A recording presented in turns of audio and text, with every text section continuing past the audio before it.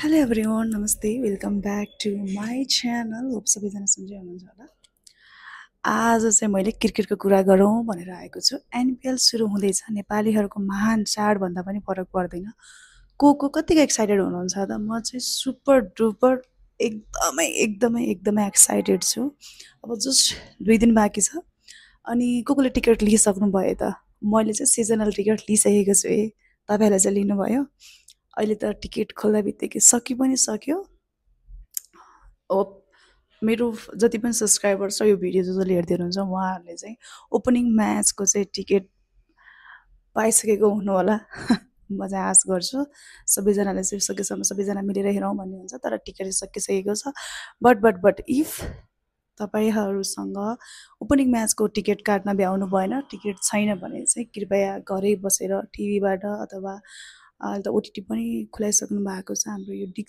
Dish go भन्ने एपबाट चाहिँ तपाईँले 300 रुपिस तिरेर म्याचहरू हेर्न सक्नुहुन्छ तपाईँले त्यही नै गरिदिनु होला किनकि ग्राउन्डमा गएर भिडभाड गरेर अलिकति अनैतिक व्यवहार चाहिँ कृपया नदेखाइदिनु होला कसैले पनि किनकि हामी क्रिकेट प्रेमी हो क्रिकेट प्रेमी क्रिकेटलाई माया गर्ने मान्छेले कहिले पनि नराम्रो काम गर्दैन क्रिकेटलाई सकेसम्म सहजै बनाउँछ भन्ने आशा गर्दछु म चाहिँ अनि तपाईँहरूले चाहिँ लास्ट इयर 2024को हाम्रो नेपाल प्रिमियर लिगको फर्स्ट सिजन चाहिँ कसरी चाहिँ मिस गर्नुभएको छ कसरी चाहिँ सम्झिनुहुन्छ त के सम्झिनु भइरहेको छ र अहिले चाहिँ के अब पहिला त अब फर्स्ट एक्सपिरियन्स थियो क्यानलाई पनि हामीलाई पनि दुवैजनालाई हामी फ्यानहरूलाई पनि त्यो फर्स्ट एक्सपिरियन्स थियो कस्तो होला त हाम्रो नेपालमा पनि अब आइपिएल हेरिरहेको है कस्तो होला त भन्ने थियो र हामीले फिल गरिसके पछाडि चाहिँ त्यो चाहिँ कस्तो भयो तपाईँको एक्सपेक्टेसन र त्योसँग म्याच गऱ्यो गरेन अथवा एक्सपेक्टेसन भन्दा पनि मच मोर भयो है सबैजना त्यस्तै भयो होला हामीले एक्सपेक्ट गरेको भन्दा पनि अझ राम्रो भयो झन् यसपालि त झन् रातिको बेलामा फ्लड लाइन मुनि हामीले मजाले म्याच हेर्नेवाला छौँ अब के हुने हो थाहा छैन अब लास्ट इयर चाहिँ सम्झिँदाखेरि तपाईँ चाहिँ के सम्झिनुहुन्छ तपाईँले सम्झेको तपाईँले म चाहिँ 1-2वटा कुराहरू चाहिँ म मेन्सन गर्छु मैले बिर्सेको कुरा चाहिँ तपाईँहरूले चाहिँ सम्झिनु ल म चाहिँ फर्स्टमा चाहिँ म विपिन शर्मा सम्झिन्छु विपिन शर्मा अनि त्यस पछाडि अनि म चाहिँ ऊ पनि सम्झिन्छु जनकपुर बोल्टसँग विराटनगर सरी जनकपुर बोल्टसँग सुदूरपश्चिम हारेको त्यो फाइनल म्याच किनकि विराटनगर खालि मलाई किन विराटनगर भन्न आइरहेछ यार सुदूरपश्चिम चाहिँ कोहीसँग पनि नहारिकन सेमी फाइनलमा पुगेको सुदूरपश्चिम लास्टमा गएर फाइनलमा गएर 5 विकेटले जनकपुर बोर्स जितेको थियो क्या 5 विकेटले सुदूरपश्चिम हारेर जनकपुर बोर्स जितेको थियो एकदमै थ्रिलर म्याच थियो त्यो कोलाई चाहिँ याद छ है जनकपुर बोर्सले एकदम नपत्ताउने तरिकाले नपत्ताउने त कसरी भनौँ राम्रो खेलिरहेको थियो भने अनि यसपालि त जनकपुर बोर्ड्सबाट फेरि जिम्मी निसम जे पोखरा एभेन्जर्समा जानुभएको छ तपाईँले लास्ट इयर चाहिँ कोलाई सपोर्ट गर्नुभएको थियो यसपालि कोलाई सपोर्ट कुन टिमलाई चाहिँ तपाईँ सपोर्ट गर्दै हुनुहुन्छ म चाहिँ लास्ट टाइम लुम्बिनी लायन्सलाई सपोर्ट गरेको थिएँ I don't know why but यसपालि चाहिँ म पोखरालाई नै गरौँ कि भन्ने सोचिरहेको छु किनकि म पोखरेली हो खासमा चाहिँ म पोखरालाई सपोर्ट गर्नुपर्ने तर लास्ट इयर चाहिँ मैले लुम्बिनी लायन्सलाई गरेको थिएँ खै त्यहाँ प्लेयरहरू पनि हुनुहुन्थ्यो राम्रै सायद म रोहितको बिग फ्यान भएछु कि अरे यसपालि पनि हेरौँ है कोलाई चाहिँ म ठ्याक्कै गर्छु थाहा छैन तर अब ठाउँअनुसार गर्छ नि त प्रायः जस्तो सुदूरपश्चिमको फ्यानहरू हामीले लास्ट इयर नदेखे हो र देउडामा नाचेको है अनि म्याक्सिमम् लास्ट इयर चाहिँ भएको कर्नाल्याक्सको म्युजिक अनि त्यस पछाडि पियारी भनौँ कि भन्नेवाला गीतमा चाहिँ सुदूरपश्चिमको मान्छेहरू नाचेको देउडा गरेको अरू त त्यस्तो खासै कुन थियो अर्को लाला लाला हाम्रो यो विराटनगरको जनकपुरको त्यो मेथलीवाला चाहिँ के भन्छ जनकपुरको त्यो मेथलीवाला सङ सबैभन्दा बढी त कर्नाल्याक्सकै फ्यानहरू बढेको कारण पनि म्युजिकले थियो जस्तो लाग्थ्यो कि म्युजिक के भन्छ त्यसलाई त्यो क्रिकेटको जुन चाहिँ त्यो सङ थियो टिमको त्यहीबाट हो जस्तो लाग्छ कि कर्नाल्याक्सको कम मिठो थियो त है अनि त्यस पछाडि चाहिँ त्यो लाला उसको भयो अनि बुलो बुलो काठमाडौँ गोर्खाज भइहाल्यो तर हाम्रो त खै एउटा लोकगीत राखिदिएको भए हुन्थ्यो पोखराको है। हामी त अब बागलुङे, पोखरेली भन्दा त्यहाँदेखि उतापट्टिको लगभग उताको मान्छेहरूले त दोहोरी गीतहरू बढी सुनिन्छ नि त। दोहोरी गीतहरू नै हो नि त बढी बागलुङेतिर, पोखरातिर बढी मात्रामा चाहिँ दोहोरीहरू गाउने जस्तो छ क्या। एउटा दोहोरी गीत राखिदिनु पर्ने थियो क्या है बरु, सबैले गाउँथे होला।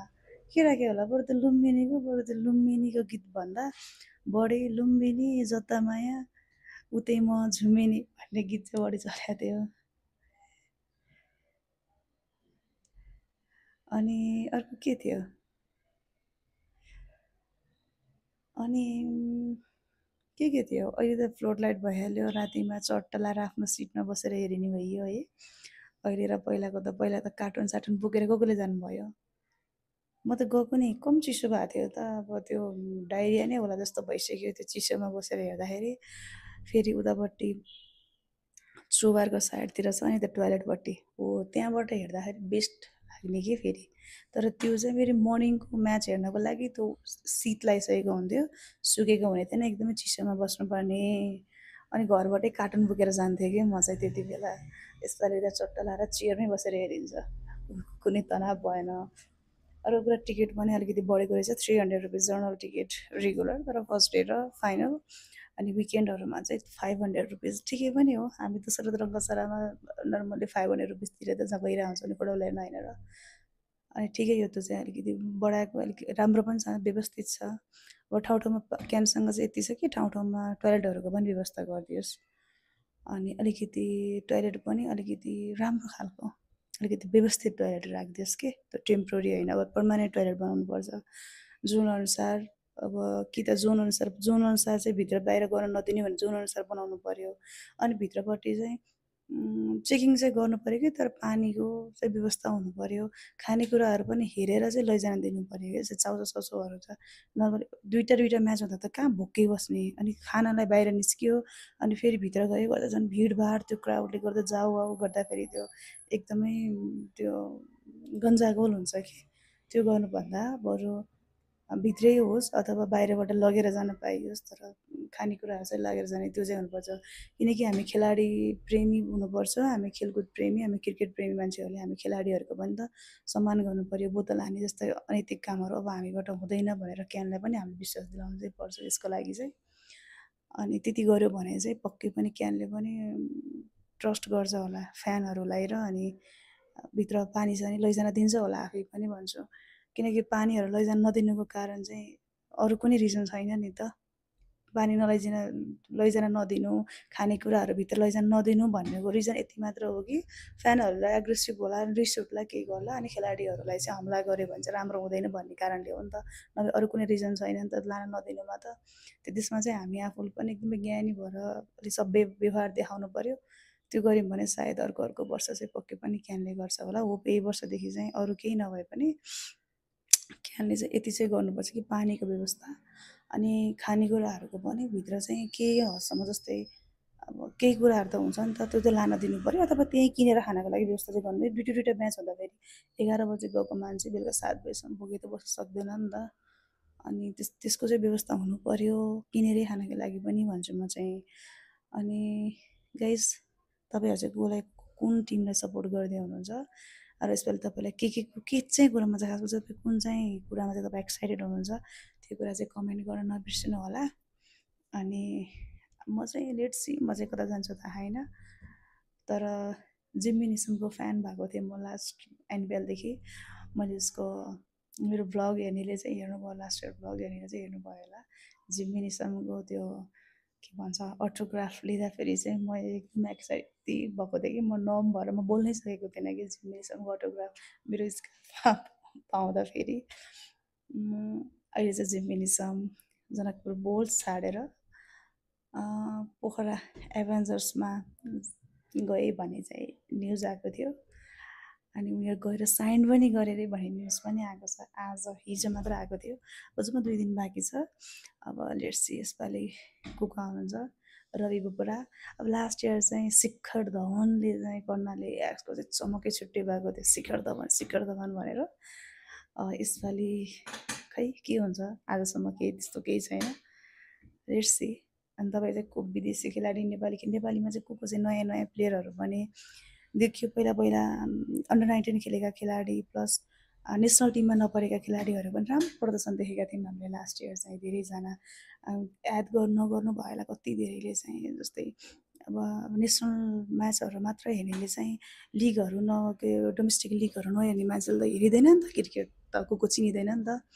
तर मैले दिनेश जर्सी नम्बर 55 लगाएर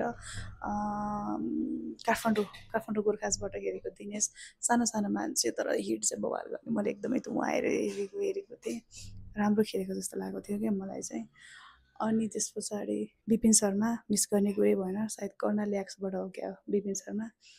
अनि त्यस पछाडि अर्को को थियो, त्यति बेला त ट्यालेन्ट हन्टबाट 1-2जना खेलाडीहरू पनि आउनु भएको थियो कि। अनि अर्को को थियो को सम्झन्।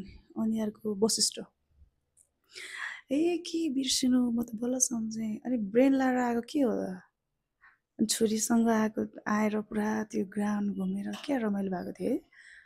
यसपालि चाहिँ को होला त्यस्तो गरेर। अनि अर्को रवि बोपरा, अनि अर्को को थियो, शिखर धवन त मैले भनिसकेँ, धमाल गरेँ कि। पोहोर एनपिएलले अहिले एउटा हाइपमा लगेको पनि शिखर धवन भनेर, नेपालमा चाहिँ शिखर धवन भनेर एउटा हाइपमा चलेको थिएँ। वशिष्ठ भइहाल्यो, भइकिन मैले भनेँ। अनि त्यस पछाडि बेन कटिङ, साँच्चै बेन कटिङको पनि मैले अटोग्राफ लिएको थिएँ। कुन टिमबाट बेन कटिङ चाहिँ, विराटनगर हो क्या, बेन कटिङ विराटनगर होइन हो, विराटनगर जस्तो लाग्यो मलाई बेन कटिङ चाहिँ लास्ट इयर। आमामा, अरू मार्टिन गुप्टेल, अर्को कसलाई सम्झिन्छ विदेशी खेलाडीहरू आउने। आमा, ठिक छ, अब चाहिँ म्याचको सिजन सुरु भइसक्यो। ओके गाइज, टिकट काट्नु भएको छ भने टिकट काट्नु होला। यदि तपाईँहरू पनि क्रिकेटको रमाइलो ब्लग फ्यान जोनबाट चाहिँ रमाइलो ब्लगहरू, रमाइलो के भन्छ, रमाइलो रोचक दृश्यहरू तपाईँ हेर्न चाहनुहुन्छ भने keep support me, keep subscribe me, keep support Nisar's YouTube channel. अनि लाइक पनि गर्नु होला, कमेन्ट पनि गर्नु होला। अनि मैले सुधार्न पर्ने चिजहरू के छ त्यो पनि भनिदिनु होला। म सुधार्नको लागि रेडी छु। तपाईँलाई के मनपर्छ, म जस्तो भन्नुहुन्छ म त्यस्तो भिडियोहरू लिएर आउनको लागि म रेडी छु guys. Okay guys, see you in NPL 2025। अनि यदि तपाईँहरूले टिकटहरू लिनु भएको छैन भने प्रिबुक गरिहाल्नु, पछाडि टिकट नपाइन सक्छ, त्यसैले प्रिबुक गरिहाल्नुपर्छ। मैले सिजनल टिकट लिइसकेको छु होल म्याचको लागि। इफ तपाईँहरूले लिनुभएको छैन भने तपाईँहरूले पनि लिनु होला। Okay guys, see you in cricket ground, TU international cricket ground guys.